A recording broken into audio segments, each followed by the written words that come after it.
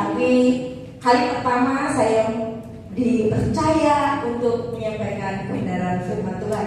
Kalau suami saya mungkin sering kesini, Bapak Ibu mungkin kenal Pak Gayu Sularto, itu suami saya, dan saya istrinya, dan baru pertama kali untuk menyampaikan firman Tuhan di kesempatan hari ini di GWAP Madura ya, karena dulu saya datang bersama Bapak Ketua Sinode dan saya dengan Bapak Ketua BPD Jawa Tengah, dan hari ini saya datang bersama mahasiswa STI Yogyakarta. Jadi saya asli Jogja tapi tinggal di Solo, kelahiran di Solo, sudah 18 tahun kami tinggal di Solo di Kebak Keramat, tepatnya dekat Tawangmangu. Bapak Ibu kalau mau datang ke Tawangmangu, kalau lewat sana mungkin silahkan Pinala ya, silahkan mampir di gubuk kami, nanti kita sama-sama fellowship bersama-sama ya. Puji Tuhan, perjalanan yang luar biasa. Saya bisa sampai tempat ini dari Solo, Surabaya, Madura, luar biasa.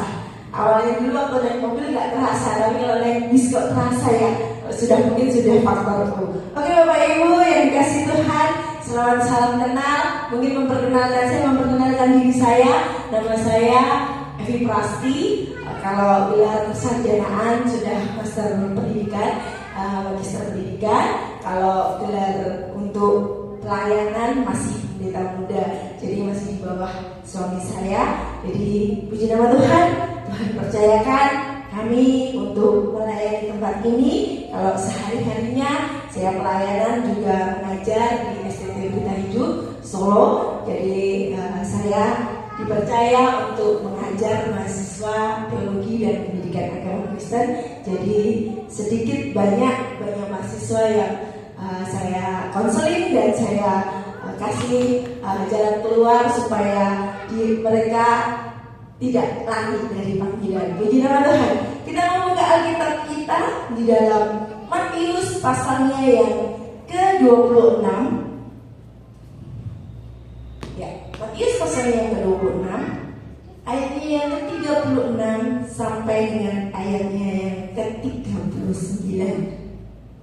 Ya, bukan berarti di Taman Getsemani ini kita mau belajar tentang kematian Tuhan, tentang bagaimana kita memiliki pengharapan di dalam doa. Matius pasalnya yang ke-26 ayat 36 sampai dengan ayat yang ke-39. Bapak Ibu sudah menemukannya, katakan amin. Ya, saya akan berikan ayat yang genap. Bapak Ibu dan saudara-saudari akan bersama-sama kita bergantian berikan ayat yang ganjil ya Bapak Ibu. Ayat yang genap sampai ayatnya ke-39. Demikian firman Tuhan. Maka sampailah Yesus bersama-sama murid-muridnya ke suatu tempat yang bernama Getsemani. Lalu ia berkata kepada murid-muridnya, "Duduklah di sini sementara aku pergi ke sana untuk berdoa."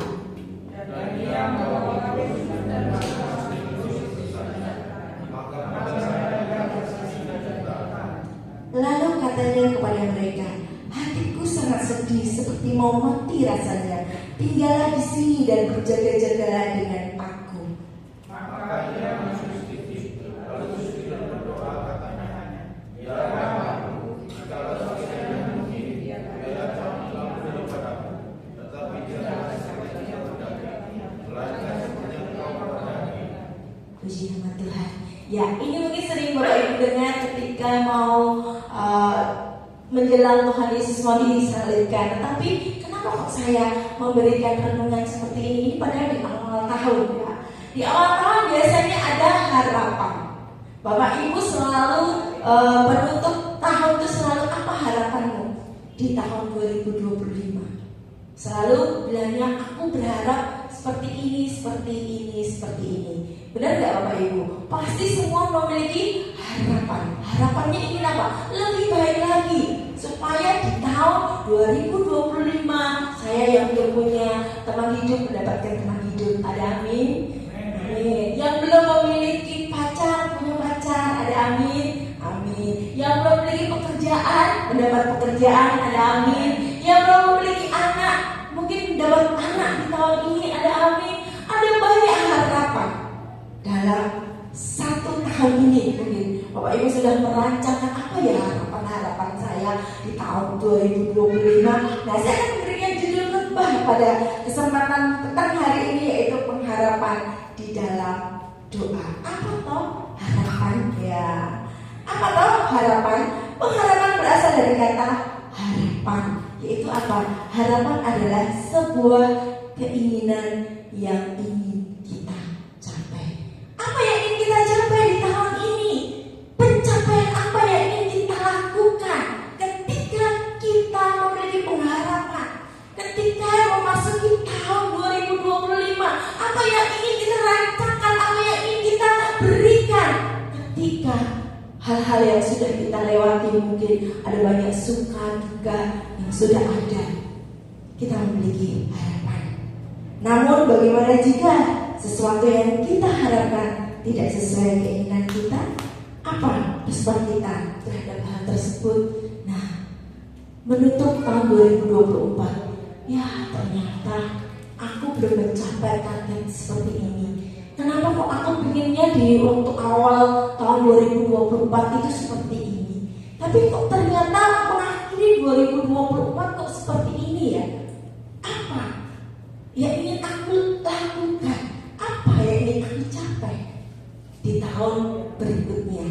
Dan kalau belum tercapai di tahun 2025, mungkin di tahun 2026 ataupun 2027 sampai nanti harapan yang kita impikan itu tercapai. Tetapi di sini pengharapan tidak hanya sekedar pengharapan, tetapi pengharapan di dalam doa-doa kita.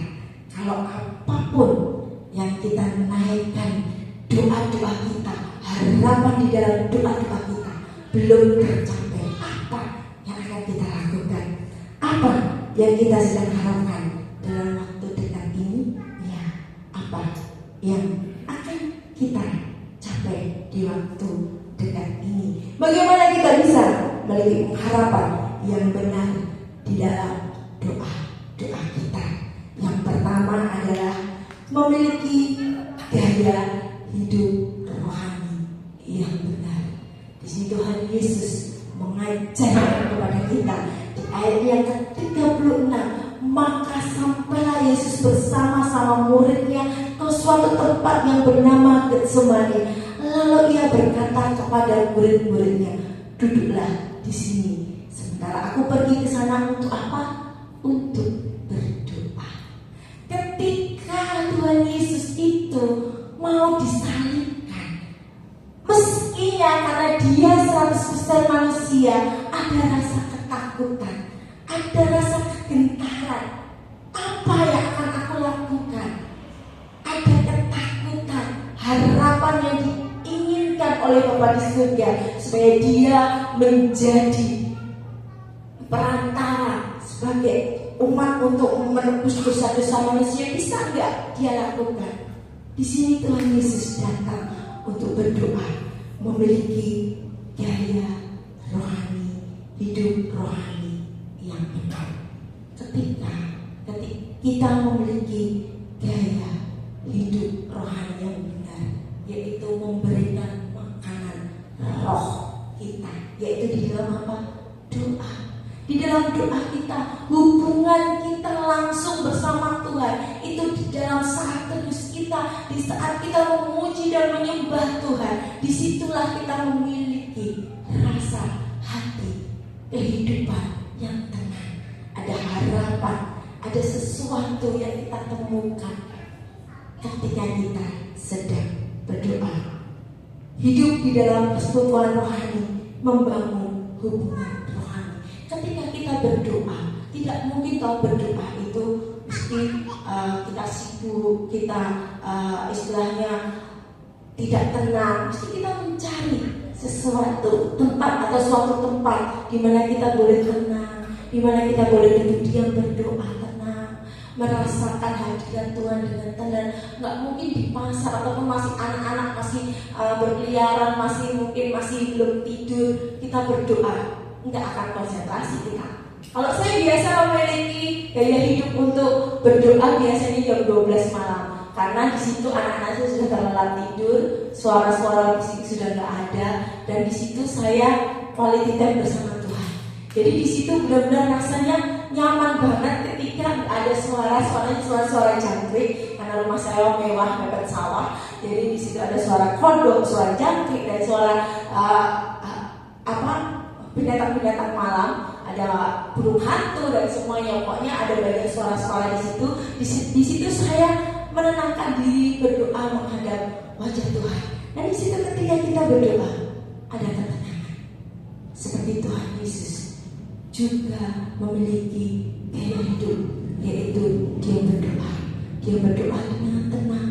Dia berdoa mencari tempat di mana dia bisa berseru apa yang dia rasakan. Melatih rohani dengan melakukan tindakan rohani. Ya, melatih hidup kita untuk melakukan tindakan rohani. Tindakan rohani itu apa saja? Tindakan rohani selain daripada berdoa, kita memuji Tuhan, kita mengangkat suara kita saat teduh, membaca firman Tuhan. Disitulah tindakan-tindakan rohani, sehingga harapan yang ingin kita naikkan di dalam doa-doa kita itu akan terasa hidup, akan terasa, oh ternyata ini toh maksud Tuhan dalam kehidupan saya. Saya mau Tuhan, hidup saya di tahun ini seperti ini. Kita komunikasikan kehidupan kita bersama Tuhan.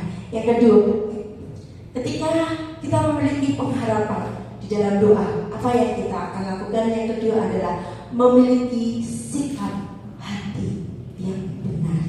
Ya, walaupun Tuhan Yesus sendiri, ayat yang ke-39 dikatakan, maka ia maju sedikit lalu sujud dan berdoa, katanya, ya Bapakku, jikalau sekiranya mungkin, biarlah jalan ini lalu daripadaku, tapi janganlah seperti yang kukehendaki, melainkan seperti yang Engkau kehendaki.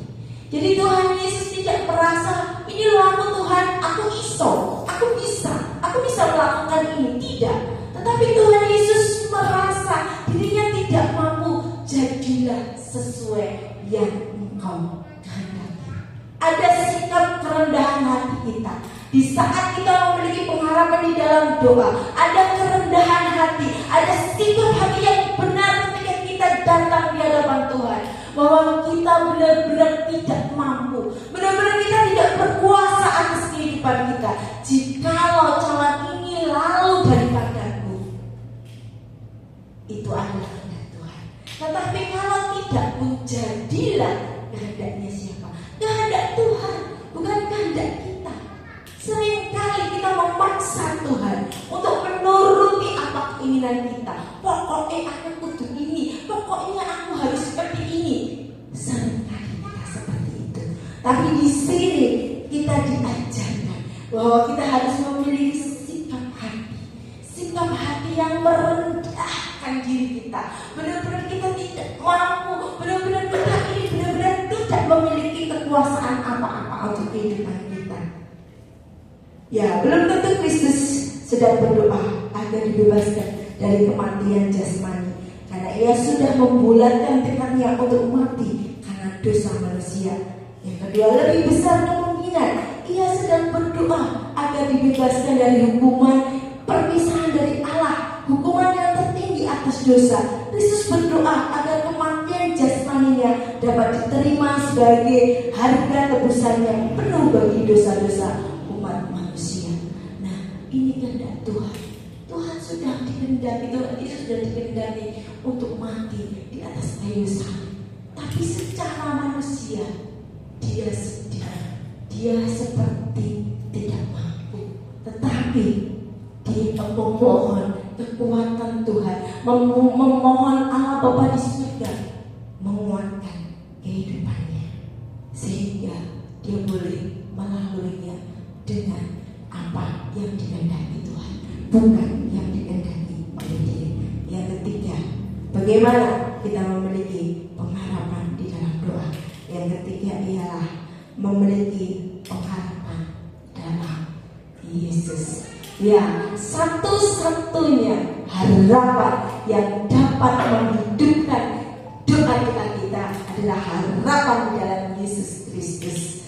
Ketika Yesus Kristus ada di dalam kehidupan kita, disitulah kehidupan kita lebih bersinar, kehidupan kita lebih berarti, kehidupan kita sudah ditebus dari dasar maut ke dalam hidup yang dulunya kita ini diperbudak oleh dosa. Tetapi ketika Yesus sudah ada di dalam hati kita, ketika Yesus sudah lahir di hati kita, Tuhan Yesus ada menyelamatkan kehidupan kita. Di situ ayatnya yang ke-41 dikatakan, berjaga-jagalah dan berdoa supaya kamu jangan jatuh ke dalam percobaan. Roh memang penurut, tetapi daging lemah. Ya, di sini ingat pesan firman Tuhan. Roh memang penurut, daging lemah. Maka itu mari kita memiliki pengharapan di dalam Yesus. Mari kita hidup di dalam doa-doa kita bersama Yesus. Di sini membedakan pengharapan yang sejati dengan yang semu. Ya, mungkin diklik lagi ciri-ciri pengharapan yang semu. Ya, yang pertama, didasari oleh pemikiran manusia tentang apa yang menyenangkan dan yang sangat diinginkan. Ya, itu hanya semu ya. Didasari oleh penyangkalan terhadap realita. Seringkali kita tidak mau aku seperti ini ya. Yang selanjutnya didasari oleh suatu pemikiran yang gaib atau misteri. Ya, tidak ada barang gaib atau misterius ya, di dalam Tuhan. Di sini didasari oleh pemandangan yang tidak alkitabiah terhadap doa. Yang selanjutnya didasari oleh penafsiran yang keliru tentang Alkitab. Itu adalah pengharapan yang semu. Kalau ini pengharapan yang sejati, ya, pengharapan yang sejati adalah ciri-ciri pengharapan yang sejati. Pengharapan sejati dibuat berdasarkan pengharapan yang baik menurut Alkitab. Yang kedua, pengharapan sejati adalah buah keselamatan sejati. Yang ketiga, pengharapan sejati mempunyai fokus yang holistik. Yang keempat, pengharapan sejati itu realistis. Yang kelima, pengharapan sejati harus diperbarui setiap hari. Yang keenam, pengharapan sejati tidak terpisahkan dari suatu pendalaman akan firman Tuhan yang dilakukan dengan rajin dan cermat. Jadi pengharapan di dalam Tuhan yang sejati yaitu ketika ada Alkitab yang terus kita hidupi di dalam setiap kehidupan kita dan setiap doa kita. Mungkin ada video, silakan diputar. Ini slide terakhir.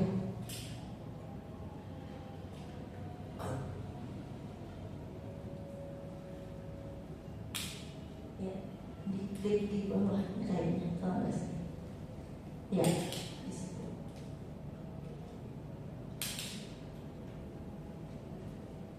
Bisa diputar nggak? Kira-kira.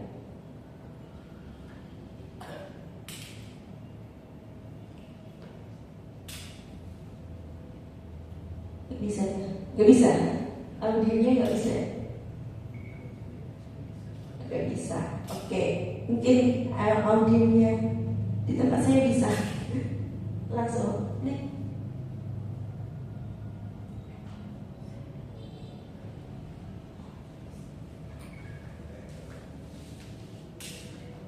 Kalau gak bisa ya udah, gak apa-apa. Kita tonton lain waktu ya.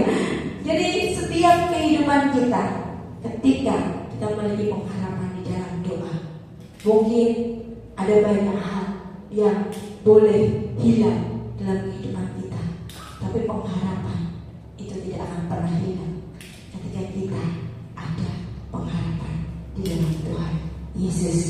Ketika kita memiliki satu keyakinan bahwa ada harapan di dalam doa-doa kita, apapun yang saat ini mungkin di tahun 2024 belum terjawab dalam setiap pergumulan Bapak Ibu dan saudara-saudari, akan terjawab di tahun 2025 ini ketika kita memiliki harapan, ketika kita memiliki kehidupan yang benar, ketika kita memiliki sikap hati yang benar. Yang ketiga, memiliki pengharapan di dalam Kristus. Biarlah firman Tuhan ini boleh menguatkan kehidupan kita.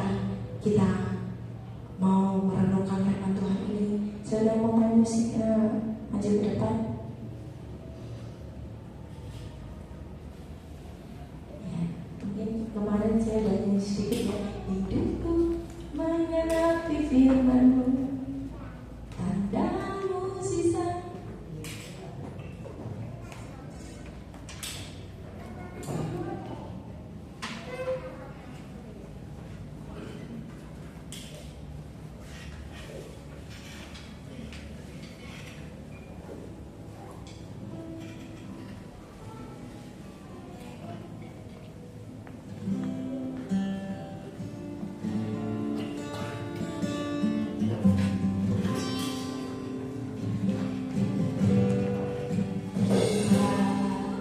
Kau sempurna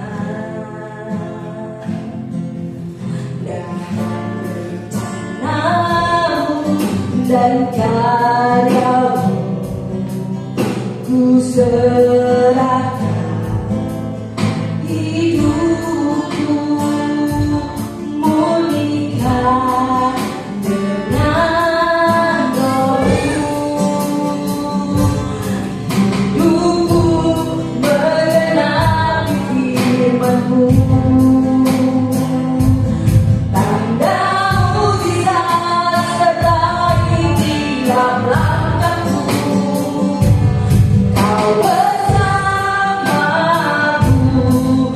di dalamku, jadi bukti kebesaran-Mu.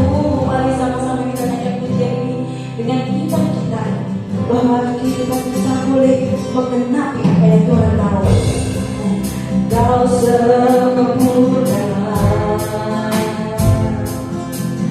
dalam rencanamu dan karyamu, ku serahkan sebelumku, murnikan dengan Roh-Mu.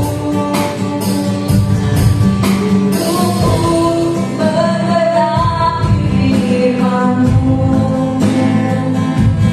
tanda mukjizat sertai tiap langkahku.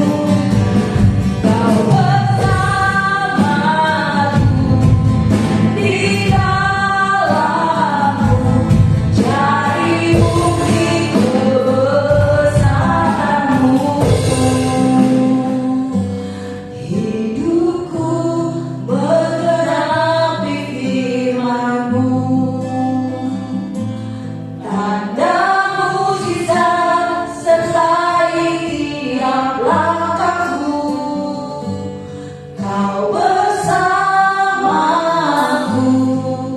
di dalamku, jadi bukti kebesaran-Mu.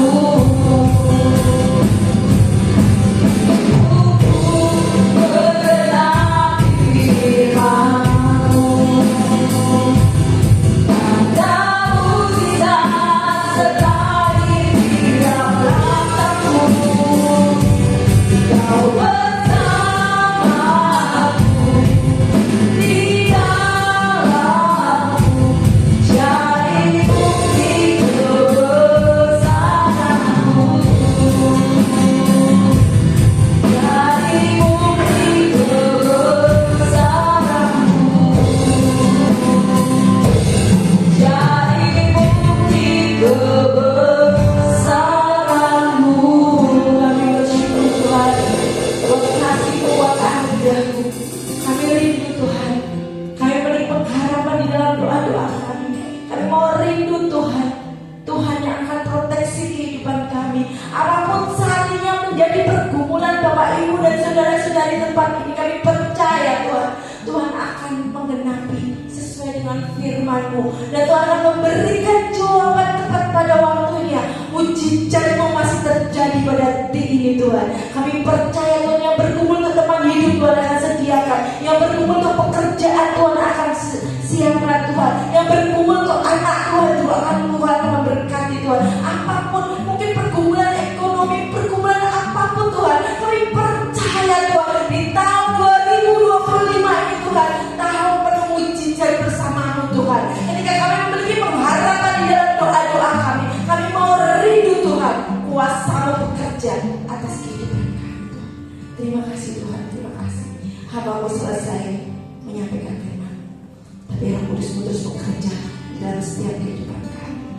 kehidupan kami boleh terus menghidupi firman dalam kehidupan kami Tuhan. Terima kasih Tuhan. Hanya di dalam nama Tuhan Yesus kami berdoa dan mengucap syukur. Haleluya. Amin.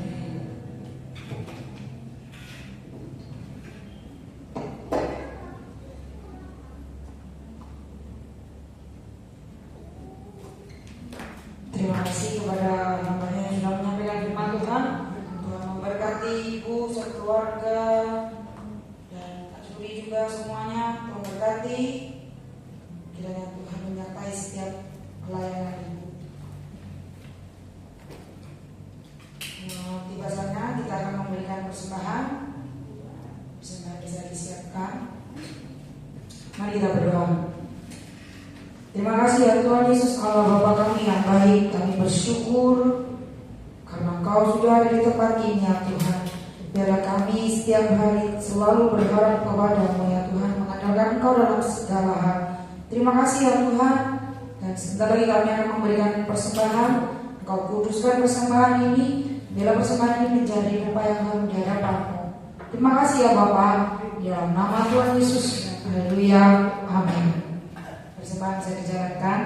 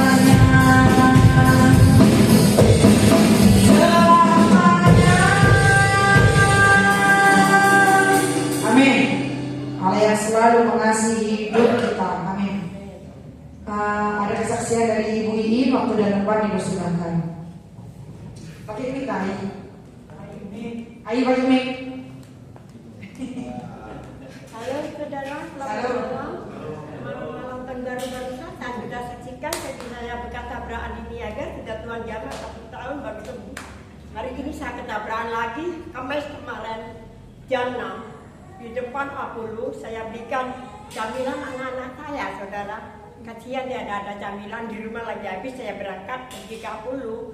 Gak taunya memang saya kalau ada doa gitu saudara. Kapan ini buat buta berani niaga juga ini kaki saya 1 tahun baru sembuh Tuhan jamah. Saya bersyukur hari ini lagi kena tabrakan sini kena setir saudara. Saya doa Tuhan, saya mau pulang itu. Kenapa saya kok bertubi-tubi dapat anuan dari Tuhan gitu loh. Yang kata tahun kemarin saya tabrak ini agak parah terpental gitu. Sekarang saya sini kena setir saudara, cukup gitu. Untung saya turun gitu. Naik sepeda ental saya saudara, tidak boleh naik sepeda soalnya saya punya penyakit sama Pak Wijaya, tidak boleh naik ini saya sepeda engkol. Jadi saya tuh kemana-mana sepeda engkol. Terus saya mau pulang dari Apolo tuh nyebrang ya saudara, kan di parkir sebelah itu kan kecamatan. Saya mau pulang. Itu ya anak-anak muda langsung depan-depan diteguk gitu saudara. Saya nahan saudara, Tuhan dalam nama Yesus aku jadi sampai jatuh. Tapi sini setirnya kena sini sakit, saya langsung gini saudara motor. Saya doakin dengan iman, saya doakin berapa hari sekarang hari apa sekarang? Hari Minggu ya, Kamis, Jumat, Sabtu, Minggu 4 hari doakin saya gumul dalam doa kesungguhan hati saya saudara. saya menetes dari mata saya banyak doa, bukan berdoa pribadi. Orang-orang yang minta didoakan, saya doakan sampai sekarang, saudara. Saya doakan Tuhan, minggu saya mau ke gereja Tuhan gitu. Tuhan jamah dalam nama Yesus aku sembuh. Saya tumpangin tangan terus selama 4 hari. Saya mau pergi gereja Tuhan, masa saya dikasih tabrakan lagi, satu baru sembuh 1 tahun kemarin kesaksian malam terbaru.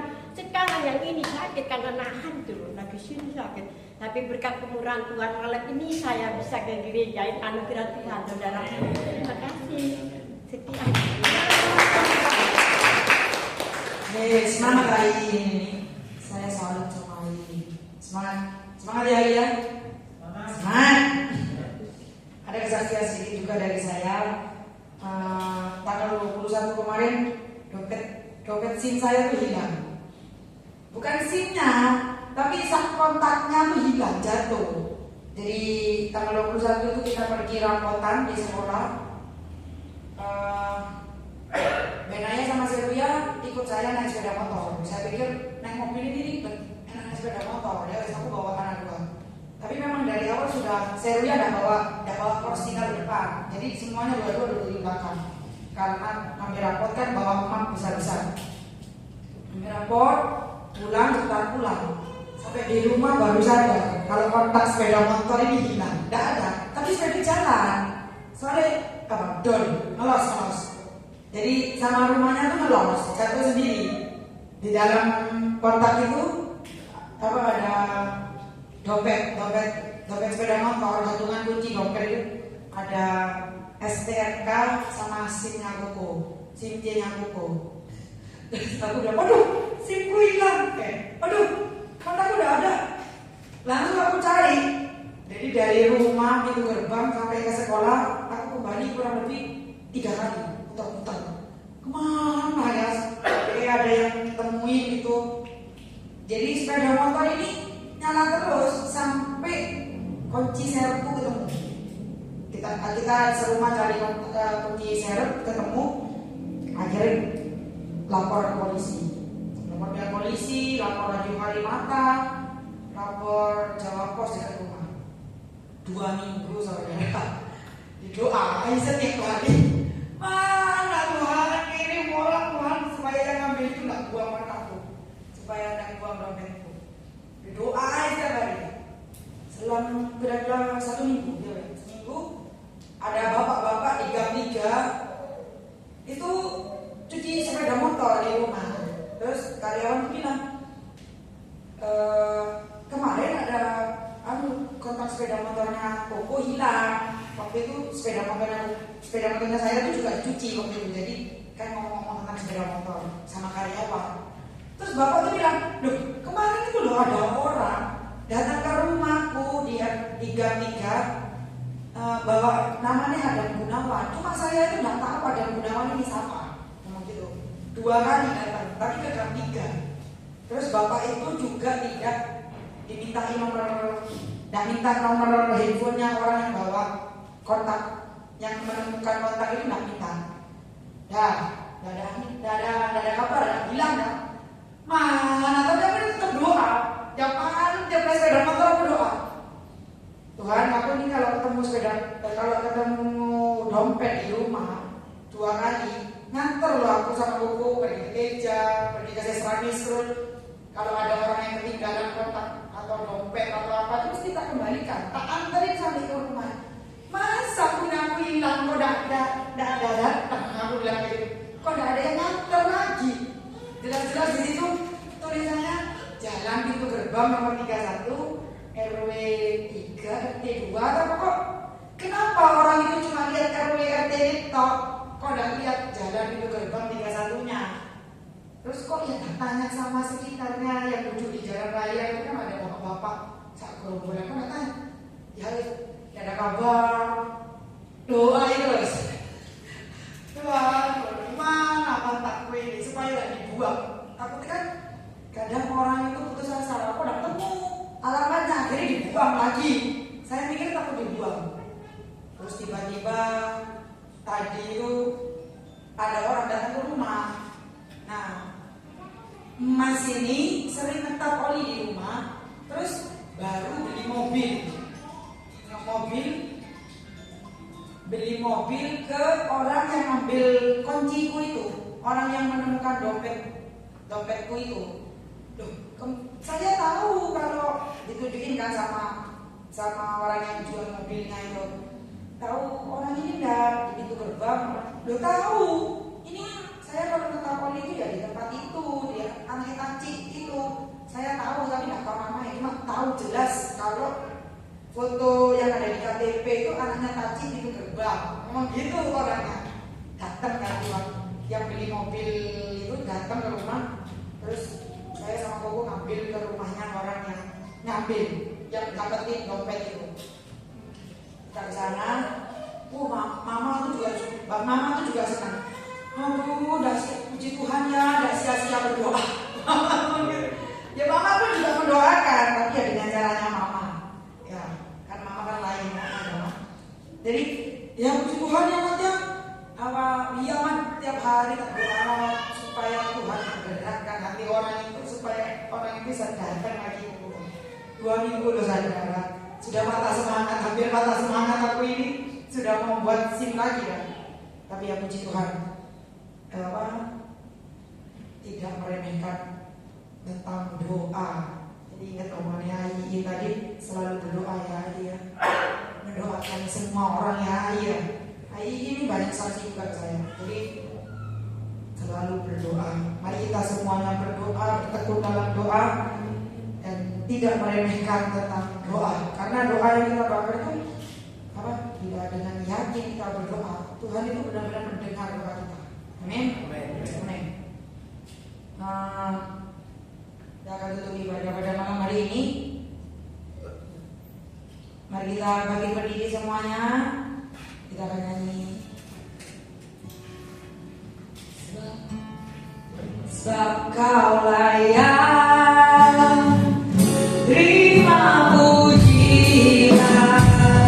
Sebab Kau layak terima pujian.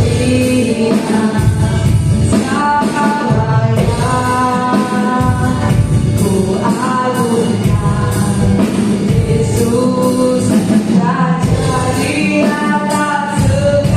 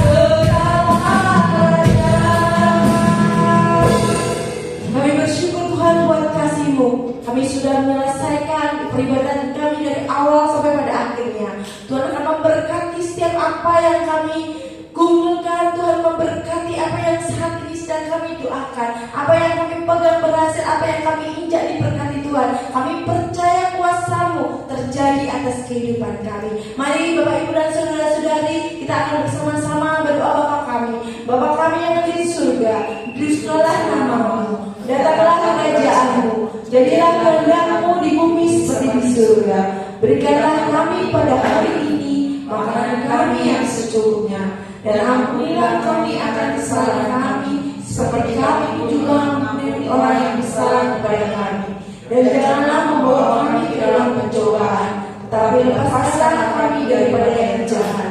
Karena Engkau-lah yang punya kerajaan dan kuasa dan kemuliaan sampai selama-lamanya. Terimalah berkat Tuhan, kasih dan karunia Tuhan Allah Bapa dan kuasa daripada Yesus Kristus menyertai saat ini sampai selama-lamanya.